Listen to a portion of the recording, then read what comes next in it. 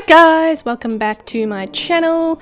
So in this video today I'm going to be showing you how I sculpted the maned wolf head, and if you haven't seen how I made the doll, it's my previous doll video. I'll try and remember to link it down below, but I always seem to forget. So I sculpted this out of Sculpting Original, and it has aluminium foil in the middle, and the aluminium foil is good for bulking out your sculptures and also giving it a base and providing support. So you don't want your sculpture to be too thick with Sculpey, because it'll never harden in the middle and it won't bake through. So I always use a aluminium foil ball to bulk out my sculpture, and it just stays in there. You don't need to scoop it out or anything, yeah, it works really well and is pretty cost effective when it comes to using polymer clay. So for this one, like I said before, I'm using Sculpting Original. You can use Super Sculpey or Sculpey Firm. You can also use Primo or anything else that you can think of that is a polymer clay. I personally like using Sculpting Original just because it's that little bit softer than Super Sculpey. I like to work with softer clays, but I mean, it's totally up to you what you want to work with. I just prefer to work with Sculpting Original. So what I've done is I'm basically mapping out a rough shape of how I want the head to look. So no sculpting details or anything at the moment, just getting the basic sketch down of what I want it to look like. I've added the eyes. So the eyes are glass eyes that I have made. They're just plain black because they're only tiny little eyes anyway.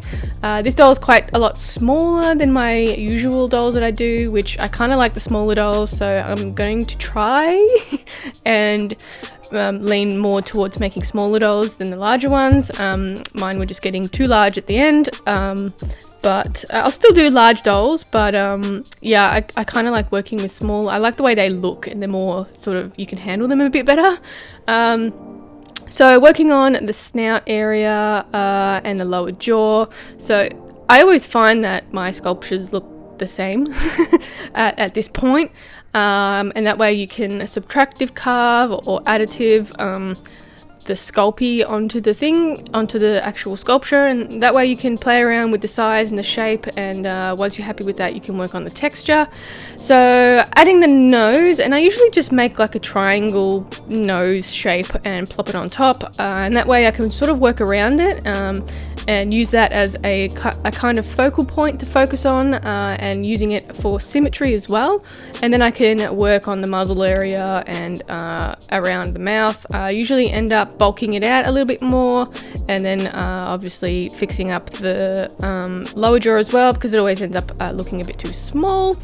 Next, we can start working on the eyes. So once I'm happy with a rough sketch of the snout area, I can work on the eyes. I like to do this particular technique by using a snake, rolling it out and just putting it on top of the glass eyes that I put in.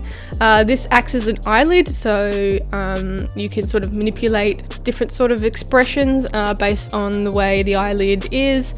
Have a little go on a scrap piece of clay if you want to just work on your expressions on things. I do highly recommend doing that, just because you can really learn a lot by doing just some experimenting sculpting. And I mean, you can buy yourself a block of monster clay and just play around with that, and you can melt it down and reuse it again.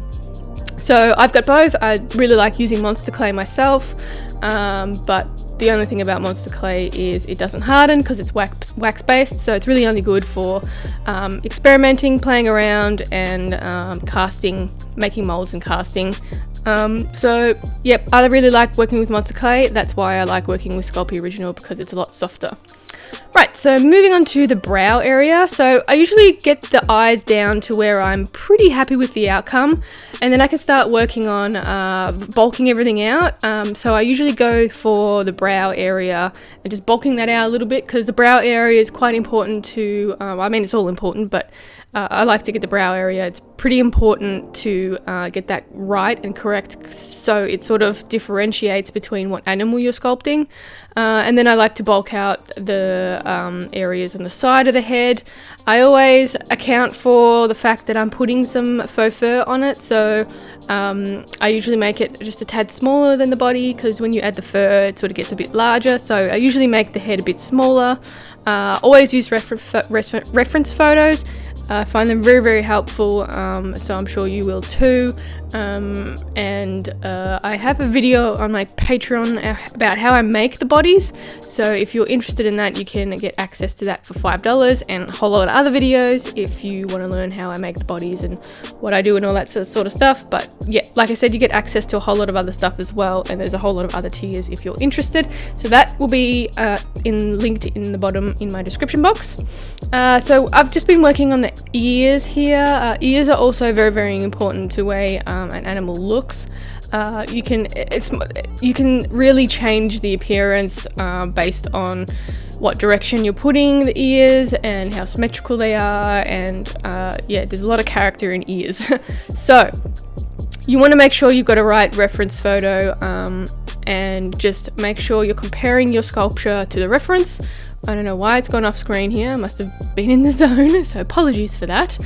But yes, ears are a lot different. So from wolves to foxes, there are subtle differences. It might look the same when you first look at it, but there are very slight differences that will make your sculpture look like a fox or look like a wolf. The maned wolf is sort of in between. It's got relatively large ears for the head, and I sort of accounted for that, whereas wolves have smaller ears and foxes have quite large ears. So a maned wolf is kind of in between, and they're a bit thinner looking as well, so they're kind of an in-between fox-wolf looking thing. So what I'm doing now is just making sure I've got all of the areas symmetrical, and then everything's bulked out the right way, and all of the details are looking like a maned wolf. So any little build up on top of the eyebrows that I think, I always like to turn my sculpture around to make sure it looks right from all angles, and fixing up the nose and any other little details that you want to fix up. And when you're happy with that, you can start adding some little details. Now, I don't go too overboard with my fur details and sculptures, just because I am going to be covering it in fur, but I do add a little bit just because I find it helps with kind of finalizing the look of the sculpture. It also helps me with fur direction, so where I want the fur, which way I want it to go, and also helps with adhering to the fur to the actual sculpture piece, so all those little grooves become like a Velcro, I guess. And then yeah, I just use a small little pin tool to make these little fur markings, I guess. Like I said, you don't have to go too overboard. I usually don't do the ears or all of the face really, but if I'm doing a sculpture and it will be a sculpture with no fur on it, I will spend a little bit more time with making the fur details. So once that's done, I can then start to make all of the little paws. And the paws, I also use this Sculpey Original. A little bit of an experiment with this one.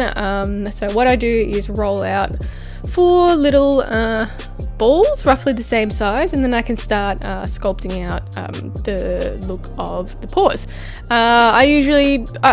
This is like a way that I've sort of trialed a few times. There's a couple of different options, but for this particular one, I just sort of mapped out where I want the toes to be, and the main wolf paw is a little bit different than like a wolf paw or a fox paw. They're a little bit more elongated and a bit closer together, so I wanted to capture that in the sculpting these paws, these sculptures. So I just sort of mapped out where I want the toes to go, and then I added just little balls on top of them just to make the knuckle joints and stuff like that, and smoothed it all out, and then I can start adding the little toe beans. And like I said, maned wolf paws are different again, so when you're sculpting paws, always Google reference photos to make sure you're getting the little toe beans right and the positioning of the paws right as well, and you'll be pretty sweet. Then adding the little claws, and I'm just sort of stuffing them in little holes in the clay. You can use transparent clay if you want the claws to be more claw-like, but maned wolf claws, I had a look and they were black anyway, so I just went for the Sculpting original. And that's pretty much it for this video. I hope you enjoyed it, and I hope you learned a little bit on how to sculpt faces and stuff. I do plan on doing more of these because I want to do more one-off pieces, so there'll definitely be more sculpting videos. But in the meantime, thank you to my patrons for supporting me. I really appreciate it. You can head over there and you get access to a whole lot of things, including printables, early access, and coupon codes and stuff for my shop. So heaps over there. Link will be in the description. You can also follow me on Instagram and Facebook at Creatures of Nat, and my shop on creaturesofnat.com. And I'll catch you in the next one. Bye.